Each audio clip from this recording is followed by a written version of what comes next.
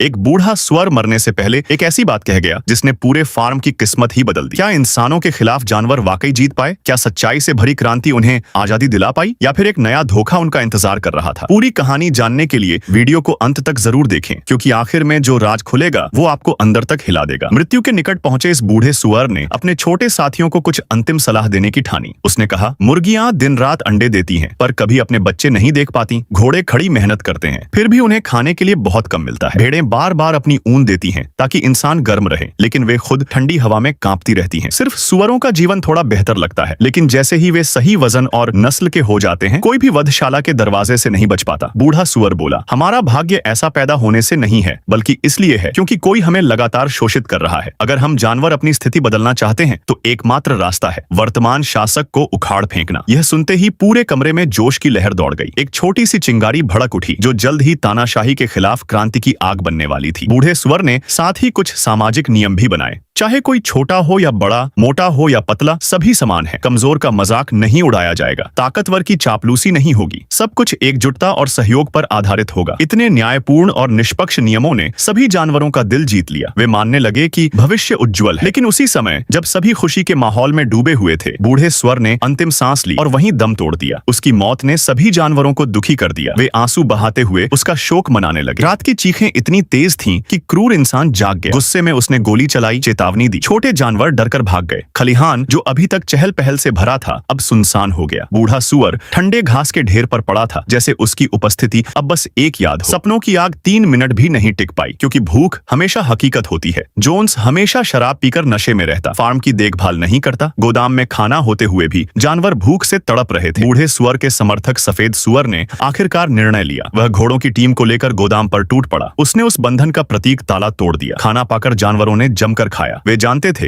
ये विद्रोह आगे के लिए ताकत बचाने जैसा है। वह जानवरों को केवल दया के लायक पालतू समझता था, लेकिन इस बार वह गलत था। बूढ़े स्वर की सोच ने सभी को प्रेरित कर दिया था। गायों की आंखों में दृढ़ता थी, घोड़े भी अब विरोध के लिए तैयार थे। यह देखकर सबसे शांत जानवरों की आंखों में भी खून उतर आया। जोन्स डर गया। उसकी पुरानी धमक अब बेअसर थी। जानवरों की अटूट एकजुटता ने पूरे खलिहान में आग लगा दी। जोन्स समझ नहीं पाया कि ये पहले डरे हुए जानवर इतने ताकतवर कैसे हो गए। वह घबराकर भाग खड़ा हुआ। जानवरों ने जीत का घमंड नहीं किया, उन्होंने बस अपने बंधनों की जंजीरों को इकट्ठा किया और आंगन में ढेर करके आग लगा दी। ये आग बूढ़े सुअर के सपने की पूर्ति थी। ये आग स्वतंत्रता का प्रतीक थी। जानवरों ने आजादी के जश्न में रात भर घास खाई, लेकिन अगली सुबह जोन्स शराब खाने से अपने साथियों के साथ फार्म पर हमला करने आया। सफेद सुअर ने समय रहते सबको सतर्क कर दिया। जानवरों ने छिपकर रणनीति बनाई। इस बार वे जानते थे अगर एकजुट रहे तो जीत उनकी होगी। युद्ध शुरू हुआ। हंसों ने पहला हमला किया, पर इंसानों की ताकत के सामने वे टिक न पाए। तभी जैसे ही जोन्स ने दरवाजा खोला, सफेद सुअर सबसे पहले कूद पड़ा, लेकिन तुरंत घायल होकर गिर पड़ा। लड़ाई भयानक थी। कुछ जानवर इंसानों का साथ देने लगे, लेकिन सफेद सुअर की बहादुरी ने सभी को प्रेरित किया। उसने राजा को पकड़ो की रणनीति अपनाई और सीधे जोन्स पर टूट पड़ा। हालांकि इंसानों के हथियार सामने वह घायल हो गया, लेकिन घोड़े ने समय पर आकर उसकी जान बचाई। घोड़े का साहस देखकर सभी जानवरों में जोश भर गया। वे जान की परवाह किए बिना लड़ते रहे। आखिरकार इंसान हार गए। जोन्स भाग खड़ा हुआ। हालांकि जीत बड़ी थी, लेकिन युद्ध ने कीमत भी ली। वफादार काला कुत्ता जान गंवा बैठा। उसके बच्चे अब अनाथ हो गए। फिर सभी जानवर जोन्स के घर पहुंचे। वहां उन्होंने देखा दीवारों पर सजी सजावटें कितने जानवरों की जान लेकर बनाई गई थीं। यह देखकर सभी का गुस्सा फूट पड़ा। उन्होंने सब कुछ तोड़ फोड़ डाला। हर चीज में उन्हें अपराध की गंध आती थी। सफेद सुअर ने घर को बंद कर दिया और कहा, नफरत केवल हमें बांटेगी, आओ इस जगह को भूल जाओ। लेकिन काला सुअर अलग सोच रखता था। वह नेता बनना चाहता था। उसने काले कुत्ते के बच्चों को छुपा लिया और अपने दुष्ट योजनाओं का बीज बो दिया। सफेद सुअर ने बूढ़े सुअर के नियमों को याद रखते हुए 5 आदेश लिखे। कोई जानवर बिस्तर पर नहीं सोएगा, कोई जानवर शराब नहीं पिएगा, न जुआ खेलेगा, 4 पैरों वाले जानवर अच्छे हैं, 2 पैरों वाले बुरे। मुर्गियों ने विरोध किया। तब काले सुअर के चापलूस ने कहा, पंख भी पैर हैं। इससे वे शांत हो गईं। सभी जानवर अपनी ताकत से फार्म के लिए काम करने लगे। वे शांतिपूर्वक रहने और एक साथ प्रगति करने लगे। सिर्फ एक शर्त थी, इन 5 नियमों का पालन, तभी पशु